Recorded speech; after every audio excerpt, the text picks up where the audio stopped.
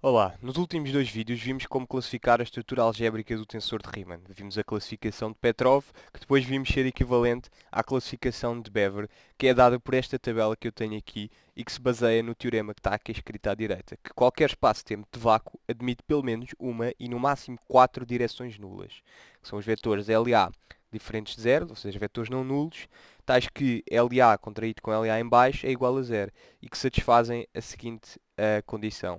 Assim, encontra-se uma relação entre os tipos e as coincidências. Por exemplo, o tipo 1 quer dizer que há quatro direções nulas que são não coincidentes, ou seja, nenhuma das direções nulas é coincidente. Vamos agora ver qual é o significado físico desta classificação de Petrov ou de Bever. Em 1962, Sachs analisou a solução de uma onda retardada, ou seja, uma onda que se propaga para o futuro com uma dependência na forma r-t, produzida por uma fonte isolada.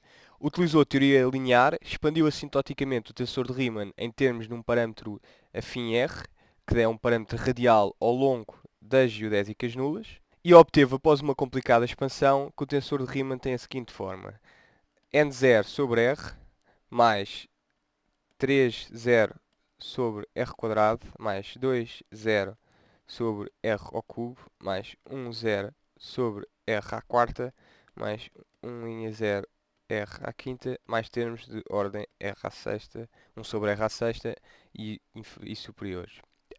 Suprimimos os índices, pois apenas queremos analisar a estrutura do tensor de Riemann. E aqui o zero significa uma derivada absoluta que se anula na direção do raio LA. O termo 1,0 é o único termo que não tem nenhuma relação especial com LA. Todos os outros termos estão relacionados com as coincidências e os tipos daqui da relação da classificação de Bever. O termo 1,0 não tem relação porque a sua direção principal nula não é tangente a nenhuma geodésica nula. Começamos na chamada zona de radiação, ou seja, na zona R tende para infinito, em que apenas está presente aqui este termo de ordem mais elevada. Vemos que o tensor de Riemann é do tipo N.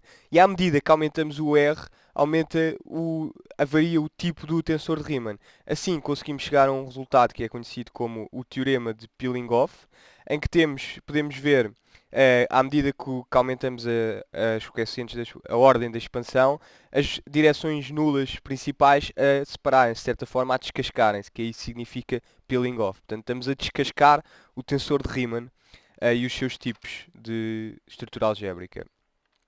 Posteriormente, Zekres analisou as propriedades dos campos do tipo N, do tipo 3 e do tipo D, ao considerar o seu efeito numa nuvem de partículas testes.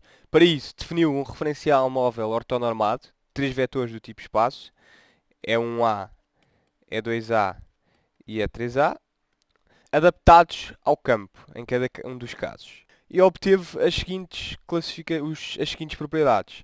Para um campo do tipo N, obteve que, considerando este referencial aqui, em que temos aqui o vetor E1A, aqui o vetor E3A, aqui o vetor E2A, temos uma perturbação da seguinte forma, que força as partículas a moverem-se como indicado pelas setas, que é similar à polarização mais, porque é uma onda gravitacional puramente transversal com oscilações perpendiculares entre si. Assim chamou a isto onda gravitacional puramente transversal. Para o tipo D, continuamos a ter um caráter planar, ou seja, as oscilações dão-se apenas num plano, mas o plano contém a direção do campo, que é o E1A. E temos depois o E2A e o E3A. As oscilações fazem um ângulo de 45 graus entre si. Este ângulo aqui é 45 graus. E temos estas perturbações de acordo com as setas. Notem que isto é diferente da polarização cruzada, porque a direção do campo está no plano da oscilação. Portanto, temos uma onda que é uma onda com caráter longitudinal. Zekre chamou-lhe onda longitudinal. Longitudinal. Por fim, para o tipo, e enganei-me aqui, disse que esta era o tipo D, mas esta é o tipo 3. Para o tipo D, obtemos um caso mais complicado, em que temos uns efeitos já que já não são planares, temos uma oscilação em todas as dimensões espaciais, nas três dimensões. E temos uma esfera de partículas que se torce num elipsoide, com o eixo maior na direção da onda, ou seja, temos aqui a nossa direção do campo, é um A, e isto é de certa forma equivalente às forças de maré. Temos um centro atrator aqui e temos uma distorção como a maré alta e a maré baixa na Terra.